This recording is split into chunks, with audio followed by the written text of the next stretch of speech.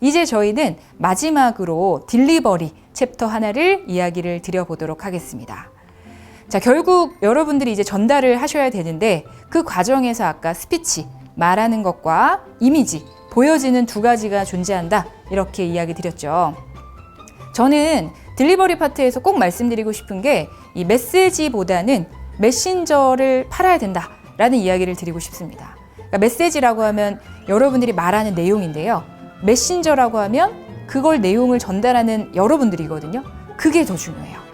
결국에 AI가 발표하는 게 아니잖아요. 여러분들이 직접 나가셔서 발표를 하기 때문에 여러분들이 취하는 그런 다양한 전달과 관련된 내용들도 신경을 써 주셔야 됩니다. 자, 그럼 어떤 것들이 있느냐 하나씩 한번 살펴볼게요. 자, 우선 딜리버리의 중요성을 말씀을 드릴 때에는 결국 이 대표자가 발표하기 때문에 이 중요성을 말씀을 드리는 겁니다. 여러분 정말 큰 대기업에서는 뭐 입찰 경쟁 PT 같은 거 진행할 때 아나운서 분들이 직접 오셔가지고 프레젠테이션을 대신해주는 그런 경우들도 많거든요. 전문 프리젠터의 영역이 존재합니다. 근데 스타트업의 발표는 달라요. 스타트업의 피칭은 대표자가 무조건적으로 발표를 하셔야 되는 게 기본 원칙입니다. 실제로 대표자가 발표하지 않으면 떨어지는 경우들도 굉장히 많기 때문에 여러분들이 이 개념을 먼저 머릿속에 넣어주셔야 되는데 바꿔 한번 생각해 보겠습니다. 여러분들이 투자자예요. 근데 대표자가 오지 않고 다른 분이 와가지고 발표를 해요. 당연히 아무래도 조금 의심쩍은 생각이 아마 드실 겁니다. 그렇기 때문에 결국에는 대표님들이 이 딜리버리, 전달력과 관련된 부분을 어느 정도 키우시는 것이 필요해요. 다만 우리는 뭐 아나운서가 될 것도 아니고요. 전문 프레젠터가 될 게 아니기 때문에 정말 기본에 해당하는 것만 충실하게 진행을 해주시면 좋겠습니다. 자, 그럼 어떤 요소들이 있느냐? 이제 마지막 세 가지를 제가 이야기를 한번 드려볼게요. 첫 번째, 일단 스피치입니다. 결국 말로 전달하실 거잖아요. 아무리 내용이 좋고 아무리 디자인이 깔끔하게 나온다 하더라도 여러분들이 뭔가 목소리도 작고 힘도 없고 계속 버벅거리고 이렇게 되면 신뢰가 갈 수가 없습니다. 그래서 여러분들의 목소리가 어느 정도는 힘있게 나오는 걸 전 추천을 드려요. 근데 이제 여기서 제가 요 얘기는 꼭 드리고 싶습니다.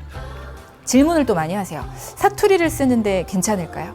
자, 사투리를 안 쓴다고 떨어지진 않습니다. 예, 절대 그거는 영향을 주지 않아요. 캐릭터이기 때문에 문제가 되지 않아요. 다만 정확한 발음은 뭐 중요하겠죠. 그러니까 사투리나 이런 여부랑 상관없이 여러분들이 웅얼웅얼 거리거나 아니면 뭔가 자신이 없어 보이는 멘트를 쓰시는 건 문제가 됩니다. 그러니까 어느 정도 힘있게 또렷하게 열정적으로 이야기해 주시는 게 좀 필요할 것 같고요. 이때 제 스피치에 있어서 가장 큰 추천은 절실해야 한다는 겁니다.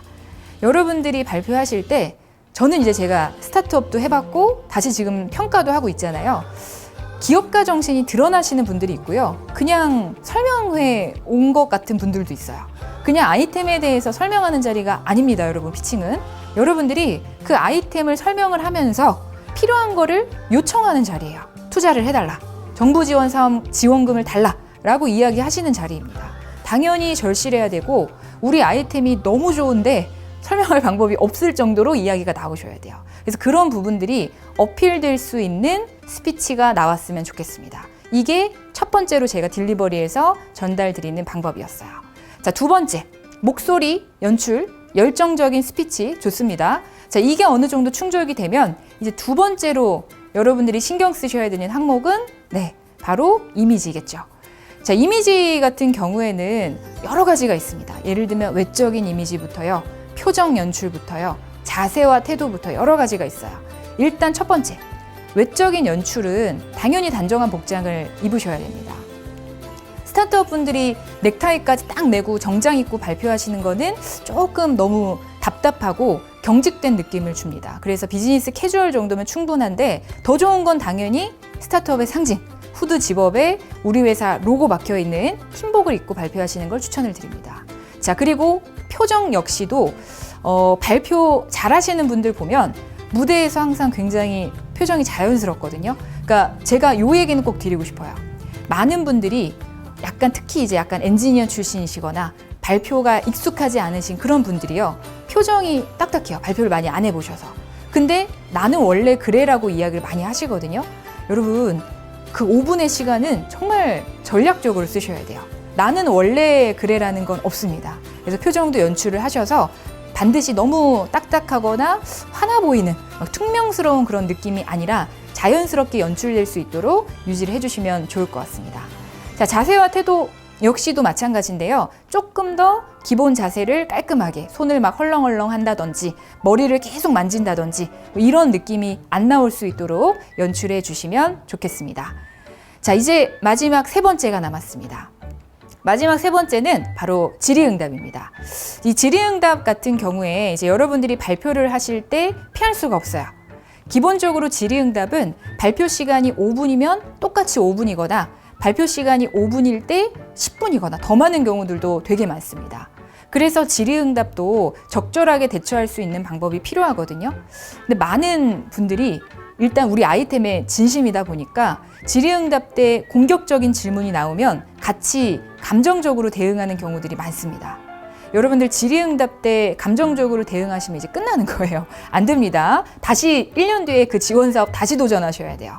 그렇기 때문에 질의응답 때 여러분들에게 뭔가 안 좋은 피드백이나 뭔가 좀 굉장히 좀 공격적인 내용들이 나오더라도 일단은 제가 여기다가 스펀지 화법이라고 적어놨잖아요. 흡수를 먼저 해 주셔야 됩니다. 쫙 빨아들인 다음에 그 내용들에 대해서 그 다음에 반박을 해주시면 좋겠습니다. 그러니까 예를 들면 이런 거죠. 앞으로 이런 부분에서 전망이 없을 것 같은 아이템인데요? 라고 하는 좀 상처가 되는 질문이 나왔다고 했을 때에도 여러분도 어떻게 얘기하셔야 돼요? 일단 흡수 한번 해주셔야 됩니다. 그렇게 생각하실 수도 있다. 그렇게 이야기하시는 분들도 계신다. 그런데 하고 그 다음에 반박하시면 됩니다. 근데 처음부터 반박은 안 해주셨으면 좋겠다는 거 기억을 해주시기 바랍니다. 자, 이렇게 해서 딜리버리 아주 짧고 간단하게 전달하는 스피치와 보여지는 이미지 그리고 질의응답까지 이야기를 한번 드려봤습니다. 자, 이렇게 오늘 피칭에 대해서 전반적인 내용들을 한번 훑어봤습니다.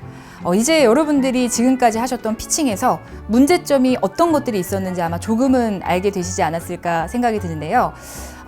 말하는 것과 관련해서는요, 굉장히 많은 분들이 지금까지 해왔던 그대로 그냥 유지하려고 하세요.